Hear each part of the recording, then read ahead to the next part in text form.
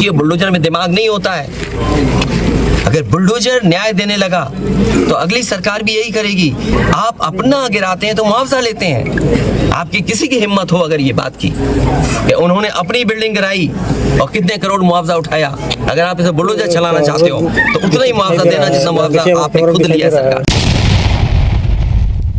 Samajwadi party के राष्ट्रीय अध्यक्ष देवरिया पहुंचे तो सीएम को दी चैलेंज, तो आ गया बुलडोजर रोकने का आदेश।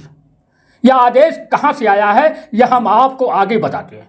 पहले जानिए, समाजवादी पार्टी के राष्ट्रीय अध्यक्ष अखिलेश यादव देवरिया के फतेहपुर गांव में पहुंचे तो वहां पर किससे मिले और फिर प्रेमचंद यादव के घर बुलडोजर चलाने की बात पर सीएम योगी को क्या दी चुनौती। पहले इन दो तस्वीरों को देखें। एक तरफ स्वर्गीय प्रेमचंद यादव की तस्वीर है और दूसरी तरफ देवेश दुबे के पिता की तस्वीर। अखिलेश यादव दोनों पीड़ितों के घर पहुंचे और श्रद्धांजलि अर्पित की।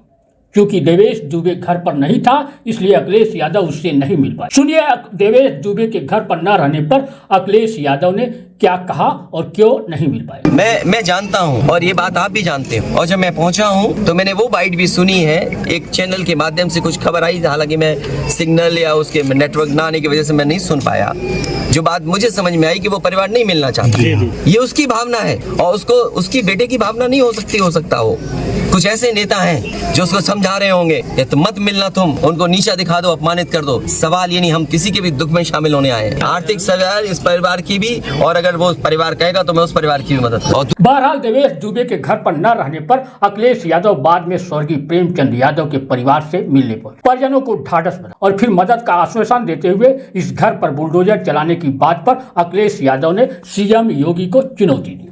योगी की सबसे बड़ी परिभाषा यही है, जो दूसरे का दुख अपना दुख समझे। मुख्यमंत्री जी को किसी के साथ भेदभाव नहीं करना चाहिए अगर वो मुख्यमंत्री उत्तर प्रदेश के, और किसी भी घटना से राजनीतिक लाभ नहीं लेना चाहिए। आपने जब बुलडोजर से किसी की माँ और बेटी को जला दिया गया और बुलडोजर चल गया, आप उस परिवार के उस बेटे से मिलने नहीं गए। उस बेटे को इस सरकार ने ठंड में नंगा किया था। अरे हम तो कहते हैं उस बेटे से तुम क्यों नहीं गला मिलते हो जाकर के, क्यों नहीं मिलती जाके। ये जो बुलडोजर चलाने की भाषा है, जो बुलडोजर चलाने की संस्कृति है, ये मत समझिए बुलडोजर में दिमाग नहीं होता है। अगर बुलडोजर न्याय देने लगा तो अगली सरकार भी यही करेगी। इसलिए मैं सोचता हूं कि अगर आप योगी हैं, योगी की परिभाषा यही है, दूसरे का दुख अपना दुख समझें।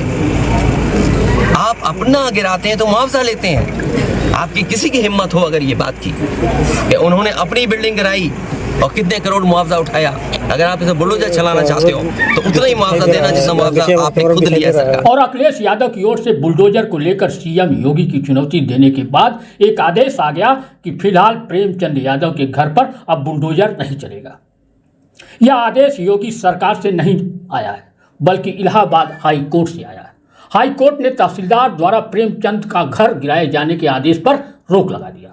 साथ ही यह भी कहा है कि इस मामले में पीड़ित परिवार को सही तरीके से अपील करने का मौका नहीं दिया गया। ऐसे में याचिकाकर्ता देवरिया के डीएम के पास अपील लेकर अब जाएंगे।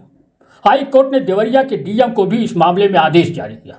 इलाहाबाद हाई कोर्ट ने कहा कि देवरिया के डीएम इस मामले में 3 माह के अंदर जांच करके निर्णय लें।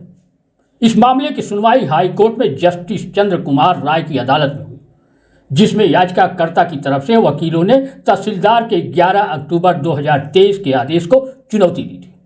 इस चुनौती में कहा गया था कि हिंसक वारदात के बाद तहसीलदार ने 11 अक्टूबर को ध्वस्तीकरण आदेश दिया था, वो जिद की वजह से ऐसा कर रहे हैं। वकीलों ने कोर्ट को बताया कि याचिकाकर्ता की भूमि राजस्व रिकॉर्ड में खलिहान के तौर पर दर्ज है। इस मामले में याचिकाकर्ता का पक्ष नहीं सुना गया और न ही किसी तरह का सीमांकन या सर्वे किया गया। हालांकि हाईकोर्ट में सरकारी वकील ने यह कहते हुए याचिका का विरोध किया कि राजस्व कानून के तहत इस याचिका पर यहां सुनवाई नहीं हो सकती, क्योंकि याचिकाकर्ता के पास तहसीलदार के ऊपर अपील करने का विकल्प है। यह याचिका प्रेमचंद यादव के परिवार के राम भवन यादव की तरफ से दाखिल की गई थी। इसके बाद हाईकोर्ट ने अपना फैसला सुना दिया। हाईकोर्ट के सामने यह याचिका अर्जेंट लिस्टिंग के तौर पर पहुंची थी। इस पर हाईकोर्ट ने तहसीलदार के फैसले पर रोक लगा दी और याचिकाकर्ता को डीएम के पास अपील करने का निर्देश दिया।